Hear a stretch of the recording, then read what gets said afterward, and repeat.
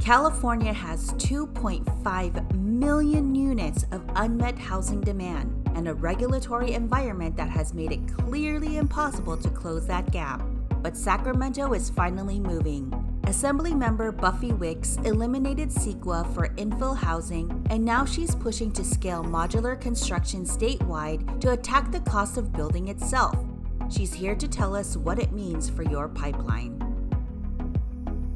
Investors don't want to invest in projects if there's the potential for years of litigation. That's not a smart investment. The certainty thing, I think, is the most important aspect of that versus the actual time, but something within a reasonable time frame that creates that level of certainty, I think, is what's really important. We have 10,000 units that have been streamlined because of that law specifically, and it's not even a year old yet.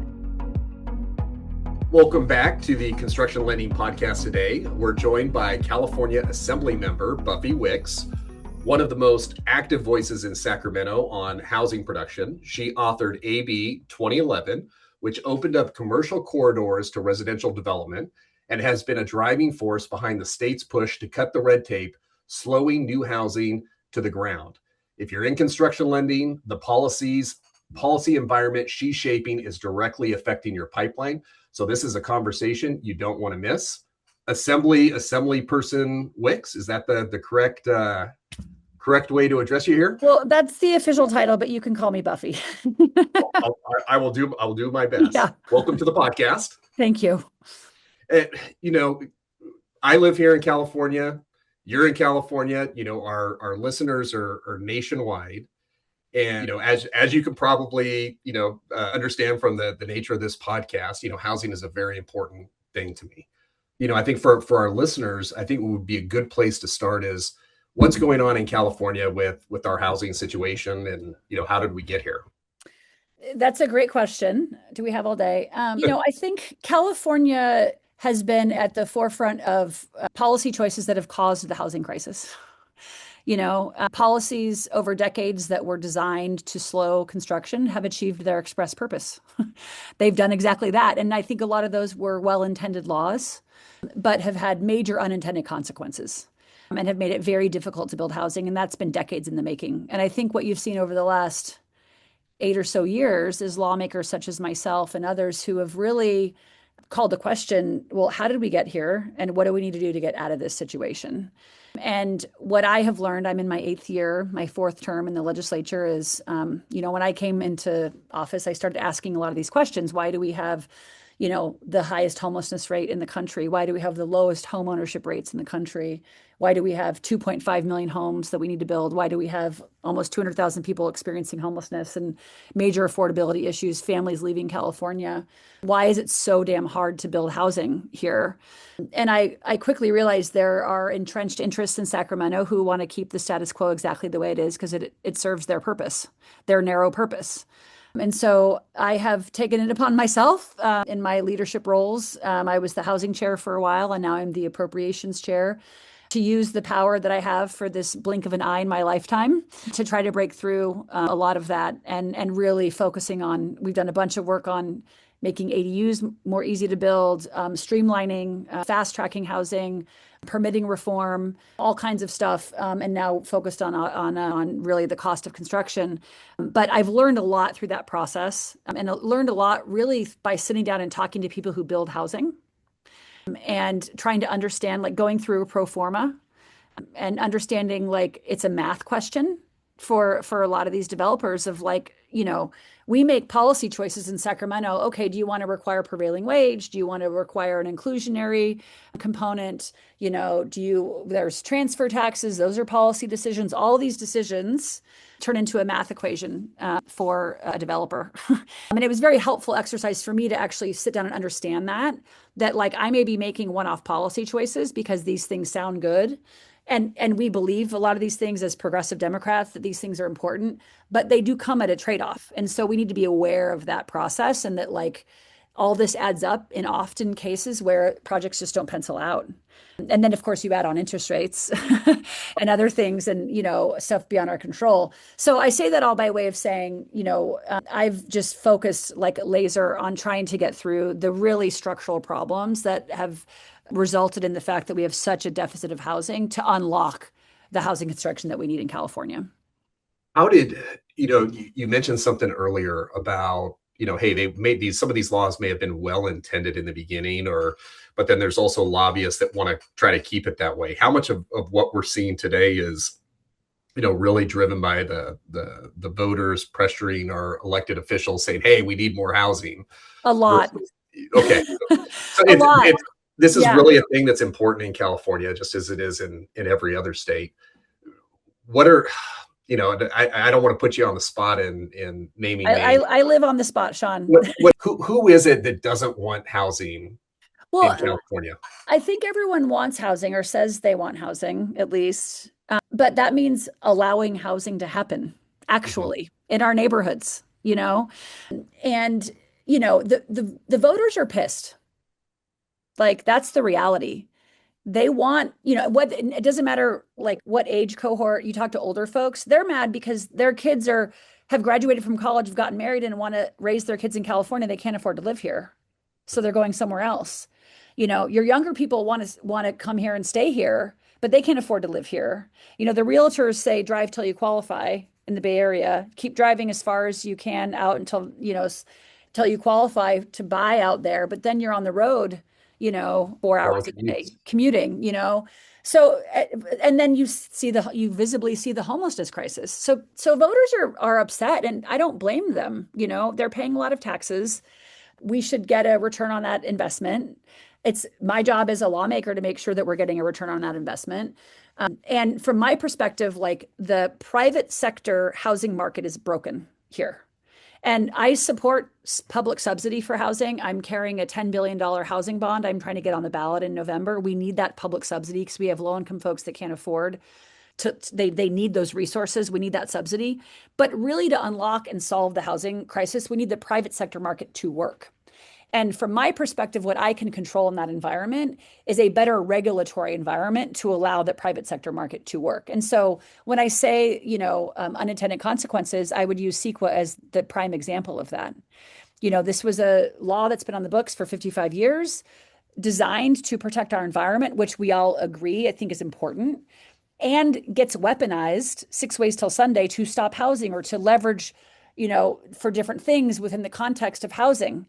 And so I did a big bill last year that basically now has eliminated CEQA from infill housing, because that is our most environmentally friendly housing. We should be building on our current footprint. My dad sent me a text message just on that. He's like, you're never going to believe this. And I was like, oh, wow, infill exemption. Like, that would be phenomenal. Yes. And so we got that done last year. And that was one of those kind of third rail. The politics were very difficult on that. it was a fight with the environmental community, with the labor unions, with a lot of different core Democratic groups who have supported me in my races and who have support Democrats. But from my perspective, my special interest is our poor, our working class, our middle class families that can't afford to live here, and they just want a roof over their head. And we have to be laser focused on sometimes taking on these difficult third rail structural issues to actually get to solving the problem. And that law that we passed last year, I was just looking at the data earlier today. We have 10,000 units that have been streamlined because of that law specifically. And it's not even a year old yet. So it's showing good progress. And so now, and when we passed that, what it also did is I think it sent a message to the markets, right? And to the investor community of okay, California's now taking this seriously. We're trying to actually create a better environment where we're creating more certainty that if someone buys the land, wants to build a project, it qualifies under the CEQA exemption, that there's a chance we might actually put a shovel in the ground, not decades. There's hope. There's hope. Exactly. I was excited for this podcast because, wow, this sounds very hopeful. There's somebody out there advocating for housing in a very positive and normal manner. This I think awesome. There's hope. I think there's hope. I have to believe it. and see, I don't want to jump into CEQA too soon, but for those that are probably going, what's CEQA? We don't live in California, but California Environmental Quality Protection Act, something to that. I'm pretty close. And it's the one that you could pretty much just throw at any project, and they got a reason to say no. It basically allowed anyone at any time to bring a lawsuit to stop a project, which happened all the time. Let me give you a good example. 455 Stevenson in San Francisco. This is a 500 unit project right in downtown San Francisco, about a block from the BART stop, exactly where you want more dense building on a Nordstrom parking lot. So there's no, endangered species living there. And union project, right? So good jobs, 20% affordable. So some heavy amount of low income housing there, stopped because of CEQA, and it litigated for years until finally the project didn't pencil out anymore. And that's now, who would be the one to bring that suit in that kind of there's all different kinds of people who bring these suits. You have NIMBYs who don't want housing in their neighborhood. You have labor unions who use it to leverage for better labor projects. You have the environmental community who tries to stop projects. I mean, you have so many different use cases where people are stopping projects for different reasons. I actually had to run a separate bill. So I represent UC Berkeley, and we've had right around UC Berkeley, there's some wealthy neighborhoods. They don't want student housing there, even though they live right next to UC Berkeley. They fight student housing all the time. They fight project by project. Then they sue the university to say you can't have more students because you don't have enough housing. And then finally, they sued to say that human noise should be a consideration under CEQA. So I had to write a bill that said human noise cannot be a consideration in CEQA, which passed bipartisan, like 0 no votes, off the floor quickly because everyone thought this is the most absurd thing. But it kind of was like quintessential, like this law is broken, like we can't be saying human noise should be stopping student housing. So we were able to pass that. Now they're building the project now. It's going to be open in next fall. By the way, UC Berkeley, 10% of the students at UC Berkeley will have experienced homelessness while they are students at Cal because the cost is so expensive. So this project that's now being built will add, I think, like 12% more housing stock to the university, which is critically needed. But I had to pass a law specifically saying human noise could not be a consideration of CEQA. Are there any good things about CEQA? Yes, there are. CEQA has protected a lot of our open space, right? And I value that as a Californian. But it also gets weaponized to stop housing. And particularly on infill housing, I'm like, what are we doing here, people? This doesn't make any sense. So now if the project's 20 acres or less, there's no more CEQA for infill projects.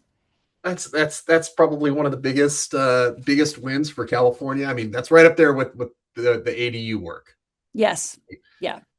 And you don't kind of think of California in the sense of making that type of progress, but these are just great wins, and I think it is hopeful to know that we are capable of making changes and fixing mistakes, and hopefully, we continue to see that. Let's transition a little bit over to permitting, and some of the things that we've talked about in this podcast. It is always really interesting to me that we talk about the things that kind of get in the way of housing, and a lot of it comes into regulation or some sort of financing regulation or, local regulations, and permitting is always a big one. But I got really excited around this concept of almost pre-permitting. Like, hey, we give you the rules ahead, the lot zone, as long as you follow these rules, you can just have a permit, and some counties and cities actually, treat their permitting process like that. And, I always kind of wondered, why we don't see more of that in California. Yeah. Great question. A couple of years ago, I started and led a select committee on permitting reform. And the select committees are different from a standing committee. Standing committees where you're actually amending bills and you're voting on legislation and moving it through the process. A select committee is kind of a multidisciplinary committee it's more temporary nature. You don't vote on bills, but you have a public conversation about a really challenging, vexing problem. So I did it on permitting reform because I realized that, by the way, this is not just housing. It's permitting anything in California. Anytime, whether it's climate resiliency, seawall, that kind of work, whether it's renewable energy projects, whether it's transportation, public transportation projects, housing. To build anything in California is like a Herculean task, just to be able to have the initial project go. We had a series of hearings up and down the state, brought in all the stakeholders, brought in labor unions, environmental groups, local governments, homelessness advocates, you name it. Why is it so hard to actually get to go, just to start the process to build, On the renewable side, I remember I was in Palm Springs listening to some of the solar companies talk about, we have these lofty goals for climate change in California. And yet to get one transmission line for a solar project was a 12-year endeavor. There was an 11,000 page environmental impact review, and it was 78 permits through 28 agencies just to get the permits to go on that. And so that's an example, right? And you see this on housing too. Projects are delayed. We've had some important wins. SB 330 a couple of years ago was passed, and that basically says the cities can't change the process halfway through. Like once the rules are established, you can't move the goalposts. Can't move the goalposts. So that was really important. That's been a really important bill. But we have other things like we've got a bill right now where we're trying to say there needs to be one application process. We have 540 municipalities. Like, shouldn't it be a standardized application process? That would be great. That would be great. But the argument I would say there is, then you're taking that local control away. Don't we know better than what they know in Sacramento, right? Well, this is always the tension, right? It's the Sacramento versus local control. And it's funny because I go up and down the state and, often the local cities oppose the work I'm doing.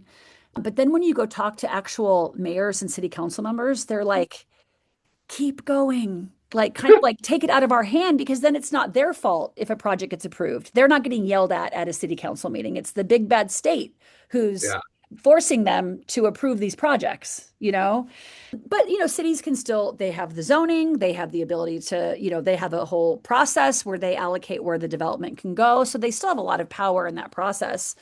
But we're trying to streamline this stuff. And it's honestly kind of just decent, good government stuff. And some cities are way more want to play ball. They want to get more housing. They understand the need for it. And some cities don't. And so we're trying to really level the playing field so that we all have to participate here in the new housing that we need in our communities. What would it look like if we just got rid of permitting altogether? What do you see? I mean, let's just play the devil's advocate, right? Because I was dumbfounded when I heard that Texas, there's no permits or, building licenses and certain things that happen in Texas, but they don't put a Walmart in a residential neighborhood. They don't put a gas station next door to your house. Like, how is it that it functions in this almost like necessity type environment without somebody telling you what you can and cannot build? And when we think about it, it's kind of a scary concept for me to think about in California. It's like, oh yeah, you can just build anything anywhere. Like, it scares me, right?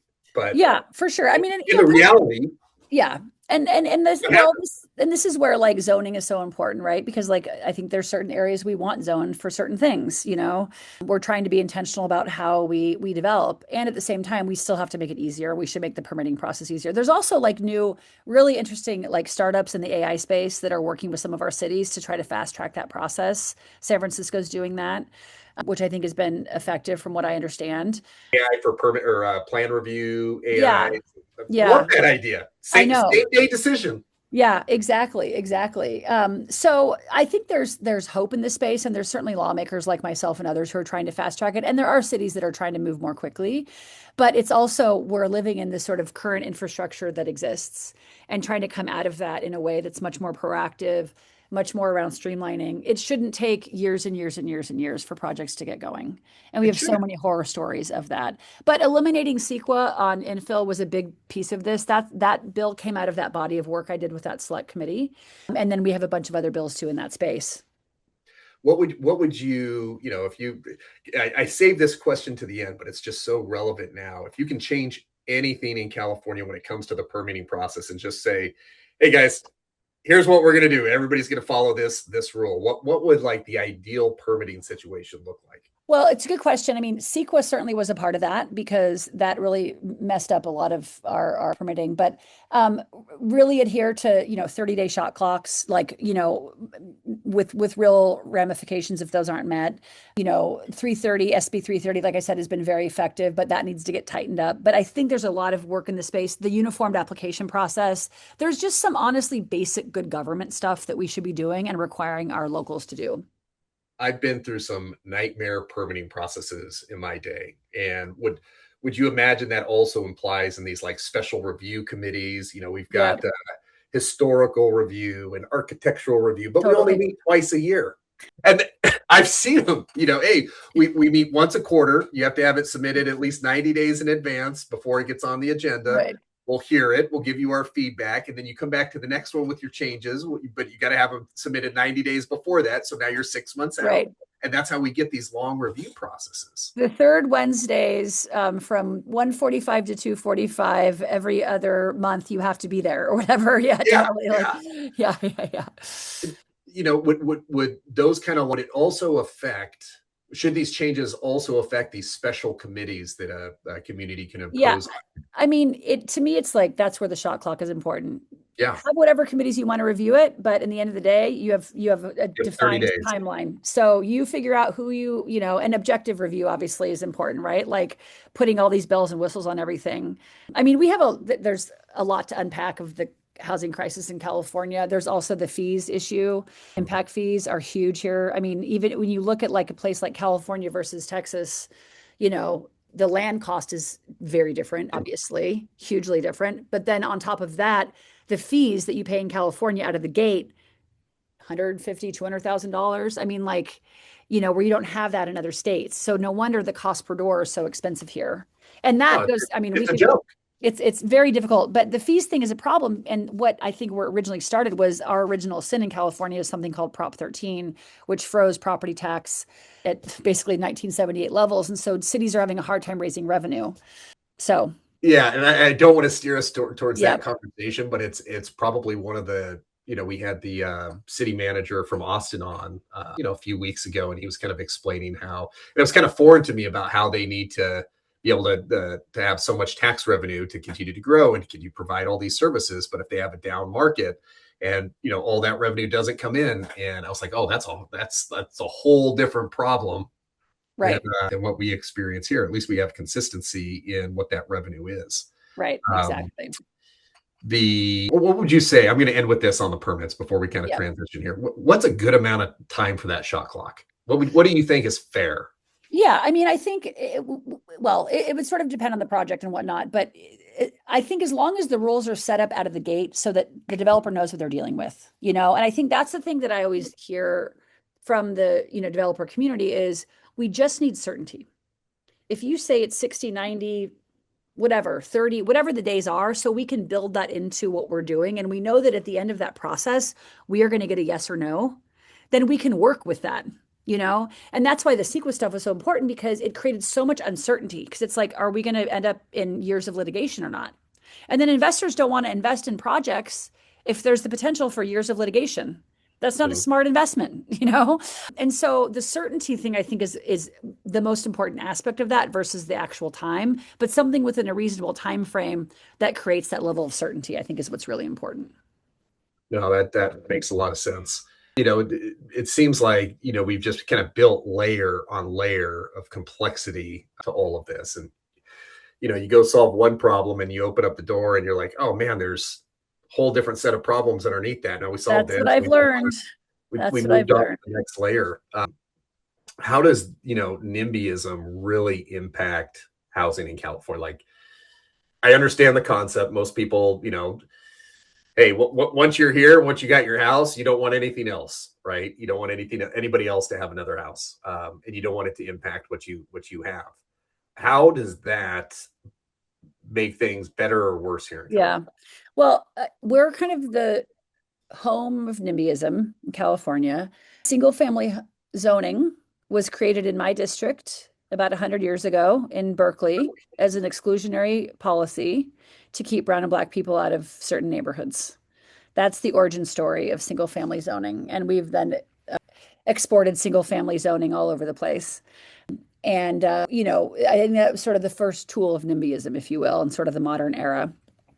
And so we've worked really hard to kind of unpack a lot of that and create a better environment so that NIMBYism can't be used. And at the same time, you have, neighborhood groups who are, like I gave the example at Berkeley, who use the tools in their toolbox, whether it be CEQA or other laws, to push back on housing. They don't want more housing in their community, and I get it. Change is hard. I mean, I see it in my own neighborhood, right? Change is hard, but at the same time, we are 2.5 million homes shy of where we need to be. And it's creating major economic inequality. And for me, housing is like the most fundamental thing you need is a roof over your head. And having that stability is so critical. And so I will say, I think the politics on this have shifted in California because the crisis has metastasized to such a level that voters are now really demanding that we need more housing. When I first ran in 2018, I was supporting a transit-oriented development bill, which was trying to get more infill and, higher height limits and more transit-oriented development. And I was running in a 12-way primary, and I was the only person who supported that bill. And it was like really risky politically for me to do so. It was an upzoning bill. And now, that's more part and parcel of how we're looking at things. And I think it's because the crisis is so bad. So the politics have shifted because I think the crisis has forced us to shift. And it's forcing politicians like myself and others to say, actually, we need to fix the problem. So the NIMBYism, I think, is, we still get city council members and mayors and local government that say, oh, you're strong arming us and you're forcing us to do this. And it's like, yeah, well, we are because we have a crisis. And if you would have allowed for a building to begin with, we wouldn't have to do this. It's more, I think the challenge, right, is like there's just this inertia and status quo, generally speaking, where people are like, well, I use the tools in my toolbox to leverage for the things I want. I don't want streamlining because of that. And I've lived in a lot of those fights over the last couple of years. But I've come out the other side now, and the stuff we're starting to do is starting to work. It's not fast enough. It's not good enough. We still have to do more. But I do think we're getting there, and we're hopefully going to be seeing a turn on this in California, at least, where we can really jumpstart more production. And what does that turn look like? What do we need to do to get there? Well, I don't know if you want to pivot to my new body of work, but this is what I wanted. This is the meat and potatoes. Good. Yeah. So I'm doing a bunch of work now on modular factory built industrialized construction. And I'm intrigued by this because, coming out of the victories last year on the CEQA stuff we were doing, I remember actually I had the bill signing ceremony with the governor, and we were all excited and we're patting ourselves on the back as we politicians like to do. And I was driving home and I called one of my favorite land use attorneys in LA and I said, okay, I just went through hell and back on that bill. Like, is this going to get used? Because we've passed all these bills. And I'm like, I need them to actually freaking work, Yeah. He's like, Buffy, I'm rewriting all of my applications using this bill. I'm like, great. Okay, cool. So I was like, okay, I think it's going to work. I think it's going to work. And that's when I decided more ribbon cuttings, less bill signings, because bill signings don't mean shit, right? You pass a bill, who cares? But I want ribbon cuttings. That means projects are getting built. That means people are moving into them. So that has been my singular focus now. So after that, I was like, okay, what do we really need to continue to tackle here in California? And I realized we haven't really grappled with the cost of construction, which is very high here. And that's some uncomfortable conversations with labor unions and others around like, how are we actually tackling the cost of construction? So I started reaching out to folks. I'd been tracking some of the modular stuff. I saw Katerra and its epic failure, come and go, as we all did, when they were going to revolutionize construction, But I was intrigued by seeing also there are modular factories that are working. Some are working and some are not working. Why? Why is it that some work and some don't work? What can I do from a regulatory point of view to see if this could be a model? Because it is cheaper, it is faster. Like, how do we realize the benefits of that? So that has set me on this journey. I reached out to the Turner Center at UC Berkeley. They're a think tank that focuses a lot on this and the newer models of innovation. We put together a trip to Sweden. I took a couple lawmakers with me. We toured factories. We met with, their developers, their cities, their timber industry. They have a very aligned timber industry with the factories. The cities are the developers. It's very cohesive. 85% of their single family homes are constructed in a factory and then assembled on site. They're beautiful because it's, of course, like Scandinavian aesthetic design. Yeah. About 35% or so, I think, of their multifamily is built in a factory. Oh. Yeah, it's very impressive. Now, it's different, right? And we're not Sweden, but what can we learn from that? I then went on a tour went to Idaho. I met with Overhaul, Nashua, and Gearden. They're some of the main manufacturers in Idaho. Boise has a whole hub of this. We buy a lot of that product here in California. It's manufactured there and it's brought here. So I sat down with them. I toured their factories. I also went and toured Clayton in Indiana and looking at some of the sort of more old school manufactured housing and trying to understand, they have the ability to pivot to modular very easily because they have the factories already. They already have that capital investment. So looking at their models, Villa Homes uses, I think Clayton or Champion, one of those manufacturers, maybe both, and they're doing some interesting work where they're using modular in a different kind of a way. So I just started like learning about these different models and sitting down with Cloud Apartments and some of the other kind of newer models of how they're trying to use modular in a way that can be helpful in California. And for a place like California where the land cost is so high, that's kind of a variable you can't change. You can't change the cost of land, but you can change the cost of construction. So I was trying to understand, why is it that we haven't really realized the potential? And what I realized is, one, we need building code reform, because when you have 540 plus unique municipalities who all want to put their bespoke local building reach codes on top of everything else, it means then the factory has to come to a grinding halt and figure and deal with whatever that local building code needs. So I'm doing a bill right now that has a state code that will supersede for modular housing to allow for those benefits, because you need the economies of scale. I learned that the transportation costs in California are much higher because we require CHP escorts, where you don't have that in Oregon, Washington, Nevada. So the stuff coming down from Idaho, it's much more expensive on the transportation costs.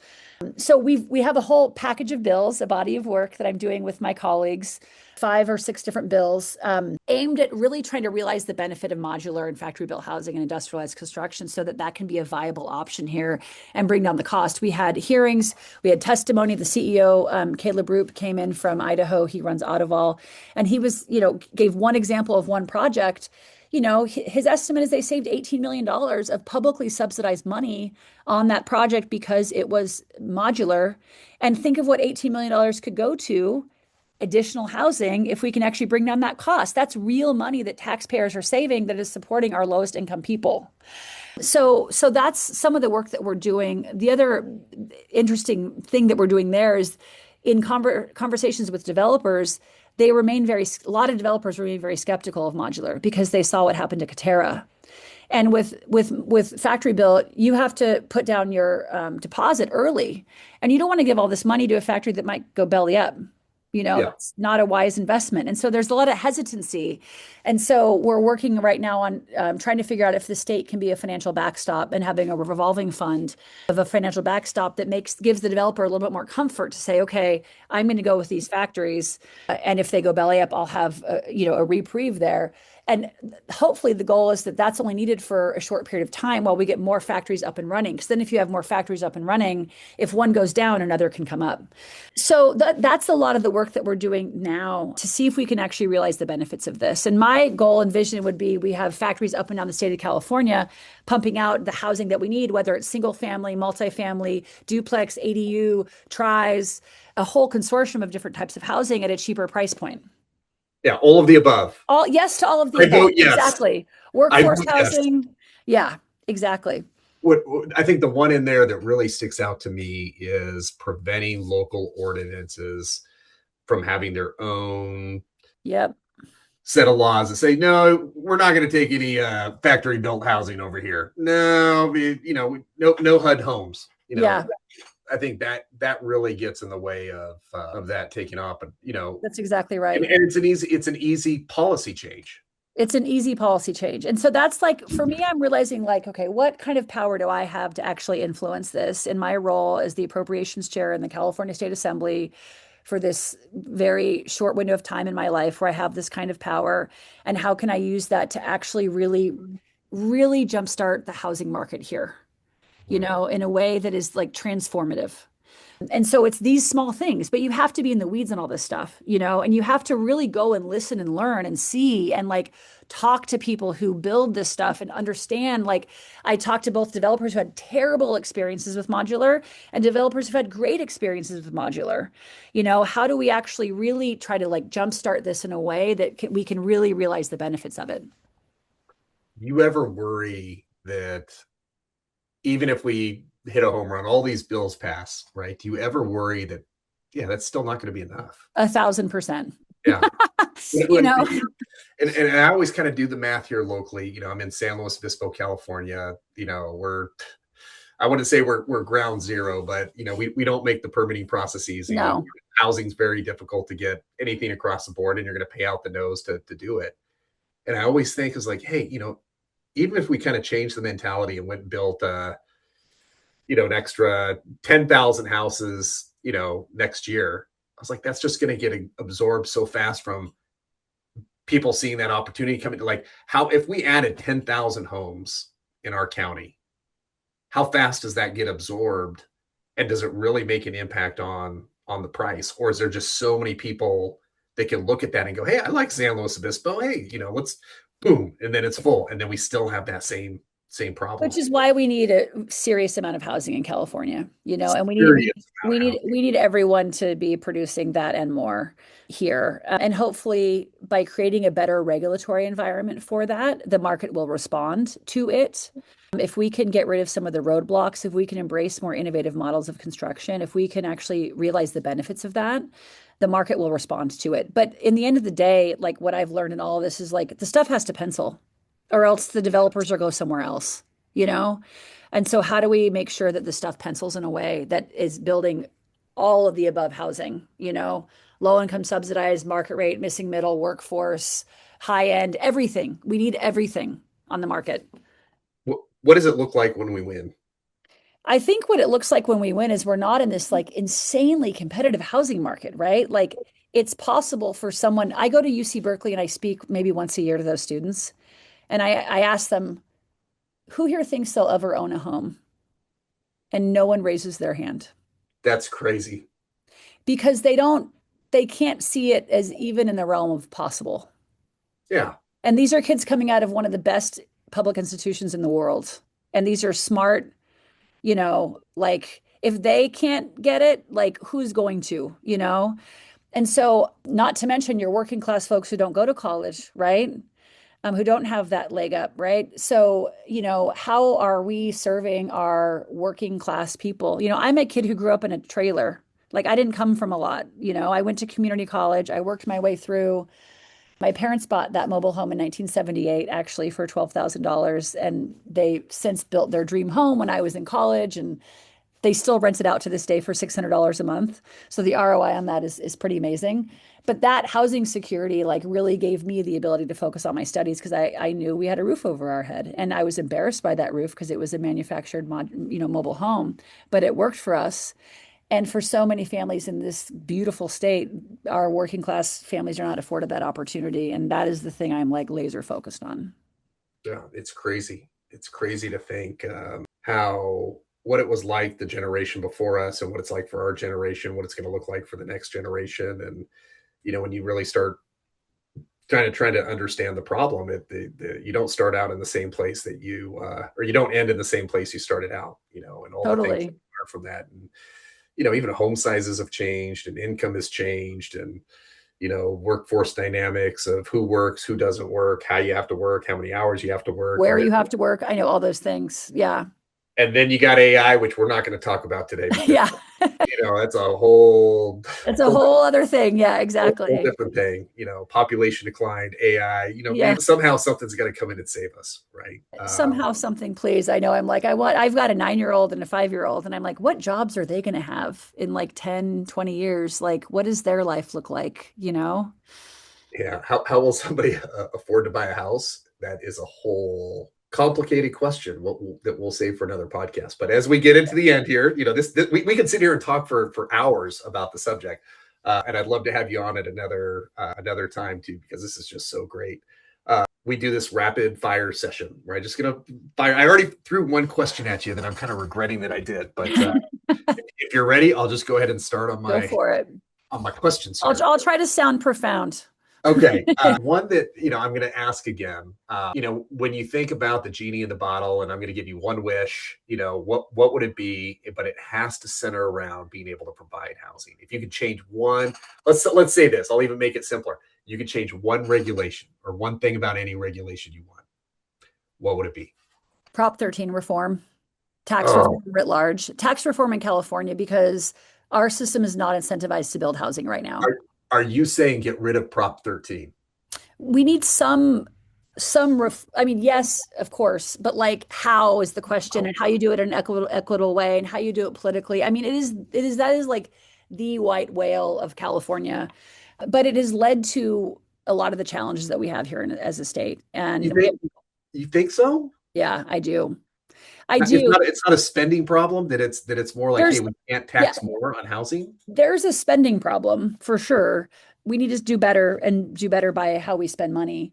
But it leads to this boom and bust cycle that's very hard to plan for. And also the way Prop 13 is structured is it disincentivizes housing as the product that cities and towns want. And then it requires them to put all these fees on top of it. And so it's just a real problem. And I don't know the solution, but it is one of the issues that we have. And I think it needs to be all sides coming to the table, your tax and spend liberals and your fiscal conservatives coming to the table to say, how do we actually figure out better tax like reform policy here in California? But that's going to require a lot of leadership to do that. But I think that's one of the big issues here. Talk about another podcast topic. Yes, exactly. That's a big one. But you asked me for one, and I. No, I mean that one's a tough one. Yep. Because as a homeowner here, I love Prop 13, right? For what it does, and my taxes aren't going to fluctuate. And when did you buy your house? I've been in this one about 8 years now. Okay, yeah. So your taxes will stay. It'll get easier over time. It gets easier, but you got to bite the bullet. That we've kind of grown out of the house that we're in, but if we ever go to the next one, we got to bite the bullet. But at least exactly. If we choose to age here, and this is the last home that we'll ever live, that we get those benefits. And I always think about my parents, who are on the verge of retiring. Like, how do you protect that class? 1,000%. And that's a real concern, which is why it's so hard, right? You don't want all of a sudden your parents who are on a fixed income, their taxes to increase because they can't afford it, right? So that's why it's going to require some kind of a real grand bargain and overhaul of how we do taxes here. But different podcast. Yep. Have you ever built, or would you ever build your own home? We built an ADU in our backyard. Did you really? Yeah, we did in 2022, I want to say, after a lot of the ADU laws were passed, which was very illuminating because what I found is the inspectors weren't up to speed on the law. And there was some decisions forced on us that actually cost us a lot of money because, there's one thing to pass a law, and then there's another thing for it to actually be implemented and trickle down into the wild. So that was an interesting process. I learned a lot just by going through the process myself, obviously on a much smaller scale, around how all of this actually works. I've heard that complaint a lot, where people just get so invested, and they're so excited, and they understand it. And then when they go to start doing it, they're having to educate their planning department or building department or inspector or the people involved in the process, because there's just no mechanism for them to go out and do it. And it's still a little bit new. And they're like, no, you can't do this. They're like, yes, I can. Totally. That tension exists. That tension exists. And even things, the other thing we have to figure out too in California is the utility hookup is a problem. They find ways to get around, like, hey, we're not going to block you over here, but we're going to block you over here and raise a fee to connect your water. Well, and so we had to move one of our utilities from one side to the other side of the house, and it was another like $15,000. And I'm just like, Jesus, So at any rate, I learned a lot in that process. If you can, I'm trying to think about what's the advice that you hope. Here, let me explain it like this. There is a stark contrast between the city of San Luis Obispo, their building and permitting department, between Santa Barbara counties. There's the city inside Santa Barbara County called Santa Maria, and the way that they run their building and planning department. Stark contrast is tale of two cities. One is super helpful. We're here to help. What do you need? Ours is more like, how do we get in the way and slow you down? Right. Mm-hmm. What kind of advice would you give to those cultures that have been created that are, not here, that are not open for business? What advice could you give them to hope that they change their ways? Well, what we've done really is pass laws to force them to change their ways, because advice wasn't really working.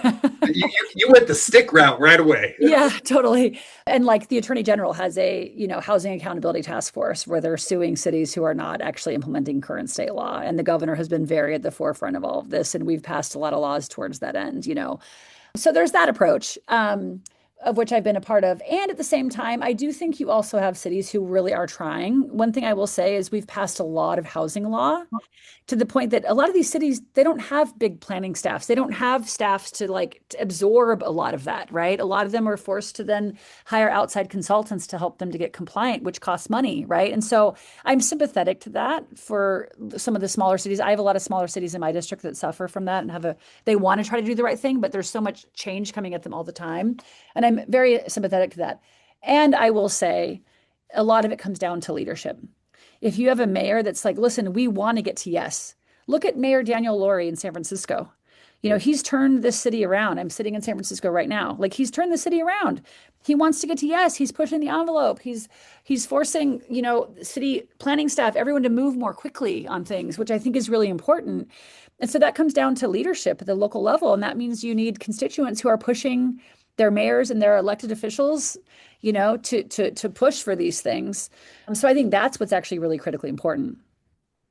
I think you should have ran for governor. No, the more I'm talking to you in this podcast, the more I'm going, gosh, man, those kind of ideas are the real ones that we should have. But Assemblyperson Wicks, thank you so much for being on the podcast. This is an absolute pleasure. And I wish, there were more people like you out there. Well, I appreciate it. And just one last message to your listeners. If y'all have good ideas on things I should be doing, I'm an open book and need all the smart ideas. So bring them to me in Sacramento. Oh my God, I want to vote for you. I want to write you in. Come on. No, I appreciate it. And Sean, thanks so much for having me on. Oh no, this is great. And if people do want to get a hold of you, what's the best way for them to do that? Yeah, I'm a public official. I've got an office in San Francisco. I've got one in Oakland. You can Google it and come on by. Google me. Google me.